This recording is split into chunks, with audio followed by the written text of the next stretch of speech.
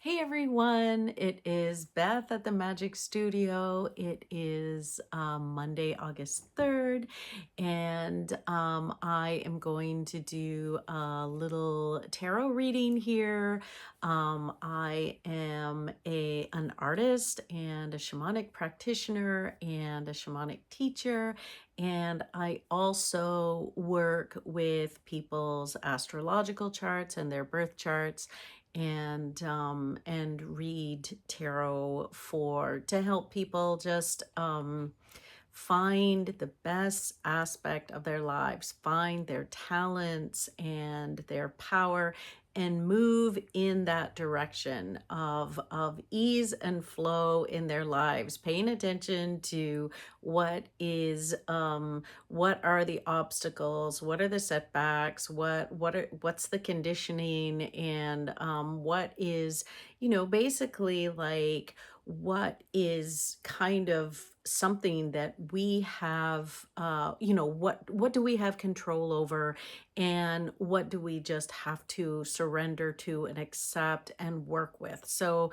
I mean, that to me is the point of astrology and tarot, is to help us be more compassionate with ourselves and with the people around us, because everybody is got these blocks and these talents and these conditions, and everybody has astrology that they're all dealing with.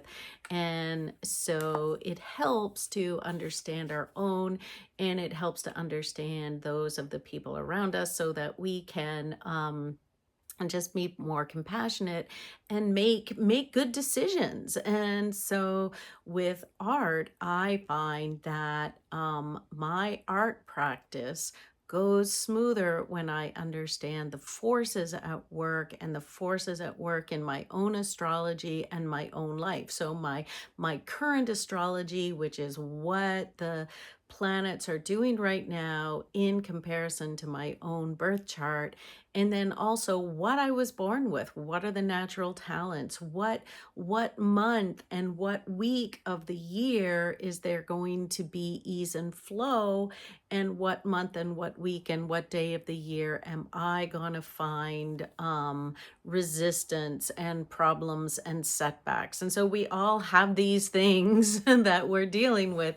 And so kind of learning about what that is, can help us navigate the year, because astrology is a calendar. And so our calendar, our personal calendar, shows up every year, and it gets tweaked in different ways, and it gets turned on and turned off in different ways. And so it's constantly moving. It's fascinating. And I'm not obsessed with it. I'm obsessed with art. But I use this as a tool along with other tools to help me navigate my own life. And one really big thing that I go back to a lot, as I started these readings a couple of months ago, and I go back to this a lot, is that theme of abundance. And with Jupiter just going into Leo recently, and these eclipses starting in Leo, I think we're going to get a lot of lessons around abundance, and also with Chiron in Taurus now. And so the problem, I mean, something that we need to remember is that abundance isn't the same as capitalism. Like, we can have abundance. In fact, it's the opposite. Capitalism is actually about lack. At its core, it is about lack. And abundance is something else. It's certainly not communism. Like, it's not, we're not talking about that. When I was younger, I talked a lot about that. When I was, in my early 20s and studying Marx, I was like, rah, rah, communism, socialism.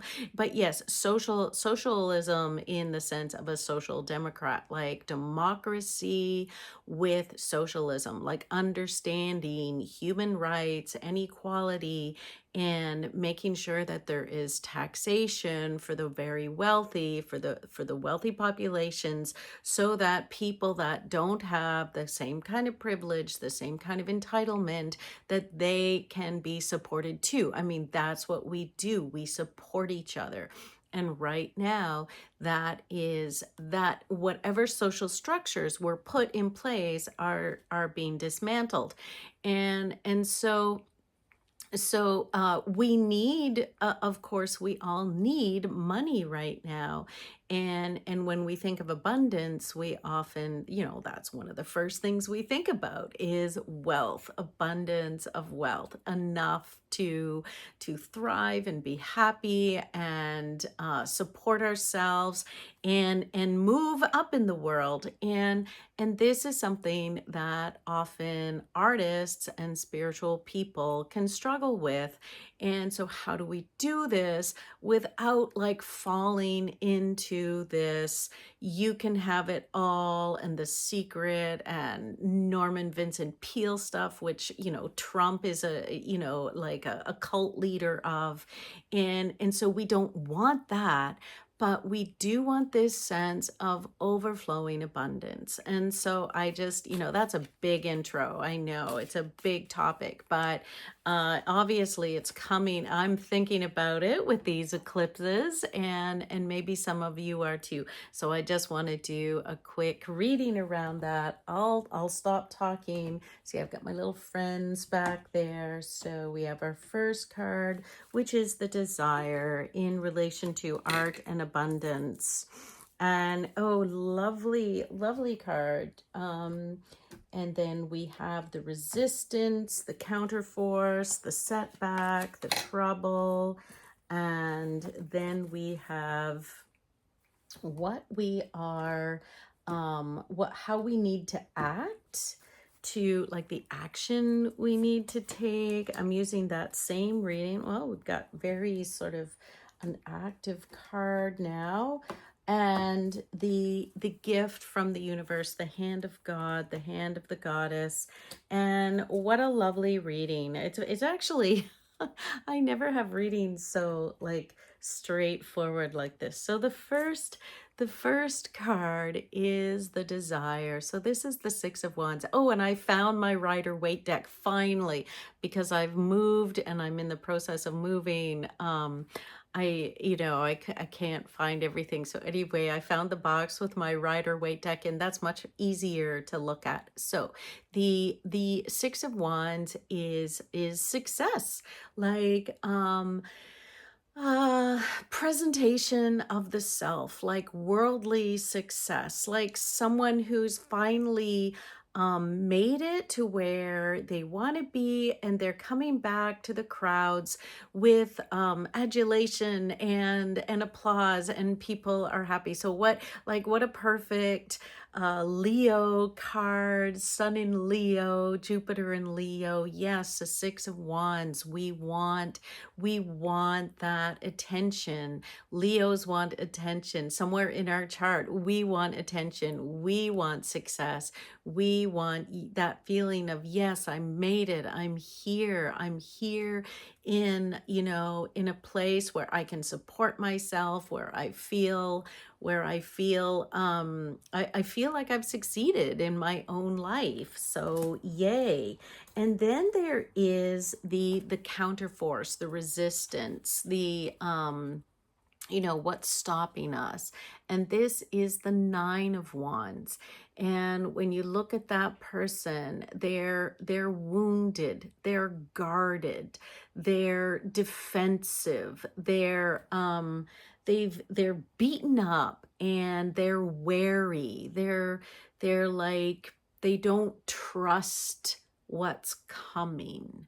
They may have lost trust in the universe because it's been too much. Now, on the other hand, they may be helping to protect something precious like the earth. back there, and look at their green boots. Maybe they are an earth warrior and they are protecting the sacred planet. So you can look at cards in all kinds of ways. But because we're looking at it in the place of resistance, I would say this card has more to do with too many boundaries, too much defensiveness. You're almost like you're so defensive and so protected and so battle worn from so many wounds that you can't, there's nowhere for abundance to get in. Look at that, like kind of steel gray ground. Like they're not even what if the background is abundance and they're on this gray platform and they're not, the abundance can't come into them from behind? What if they're not letting their ancestral abundance come in because they have so many guards up, so many wounds from this lifetime and probably many lifetimes? Like we hold all these wounds. So I would say, what is the action to take? The Knight of Swords. So the Knight of Swords is moving fast. Like, look at the speed. That's the first thing that you think of. Like, look how fast that horse is. The person is charging ahead. They have the idea. They have the brilliant concept, or their their idea. Like the swords are about the mind, and so this is like it's a fast card, so there's a fast action that you need to take in order to um knock down this resistance. Like, maybe the Knight of Swords is charging in to knock down some of these artificial walls, some of these barriers. Maybe there is some way that you can overcome these barriers with your mind, with your voice, with some kind of decision you need to make. There is something about knocking down the defensiveness, knocking down the barriers, healing the wounds. And so this is sort of quick, decisive action. The universe loves like quick choices, quick action.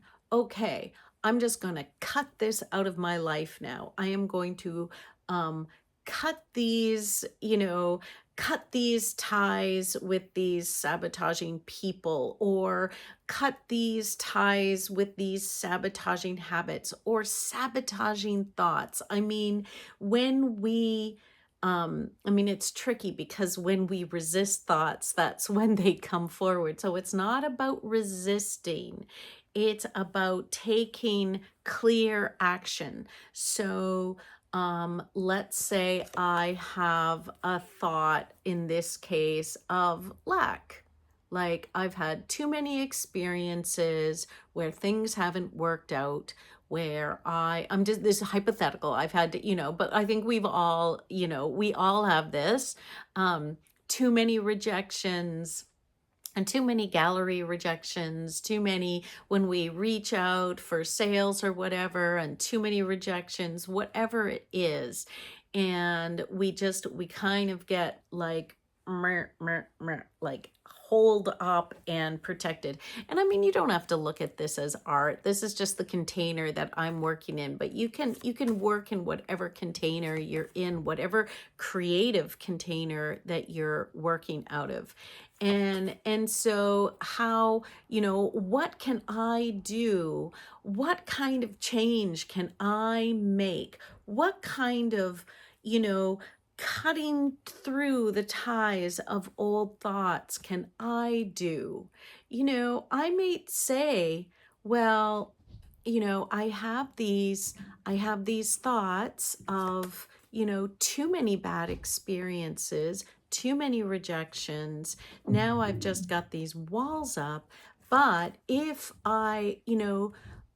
what thought can I shift quickly in order to have a better thought about my future? And so right now, I could say, my past doesn't create my future. Like only the present does. And I can choose how I want to think right now. And I can think, well, I have had all these failures, but I've learned from them, and I can make new choices that will take me in a new direction. I am not defined by my past. My past failures are about learning and growth. They have helped me learn who I want to work with, where I want to work with, or where I want to work, how I want to work. They have helped me learn about who I am today. I don't have to look at them as failures. I can look at them differently. I can forge a new thought pattern. I can take a new thought and move it into my future, which is, I have just had a lot of learning experiences that I have used to define myself and make articulate my life and make my choices clear, and I can move forward with that quickly. So that's an example of what you could do. And then the hand of goddess, the hand of the universe, is the 10 of Pentacles. And the 10 of Pentacles, which I think came up the other day, if I'm not mistaken. The 10 of, yeah, it did. It came up with the Lightseers deck. So here we have it again. And this is what I was describing, is the old guy and the doggies. Oh, he actually doesn't have a baby in his arms in this one. The baby is over here. The child, the parents in love, a beautiful archway and a castle and the pentacles, and this old wizard. And it's known in the tarot as a portal card. It's a portal into the life of everybody's dreams, that abundance life. It's not that, your dream is to get married and have kids and dogs and castles and stuff. But it is that feeling of home and family and security and abundance and magic and prosperity. That is exactly what we're talking about. And so that is the dream, that is the gift, that is what the universe wants for us. So beautiful cards for this week to contemplate and think about moving into the eclipses. I'm sure there's something that some old thought pattern, some old habit, some old, um, at like stuckness in your own mind that you can shift in order to see this as your future and feel this in the moment as the success of your life. So yeah, beautiful reading for the first week of August. Enjoy your life this week and enjoy your art. And I'll probably be here on Friday, most likely. Okay, bye everyone.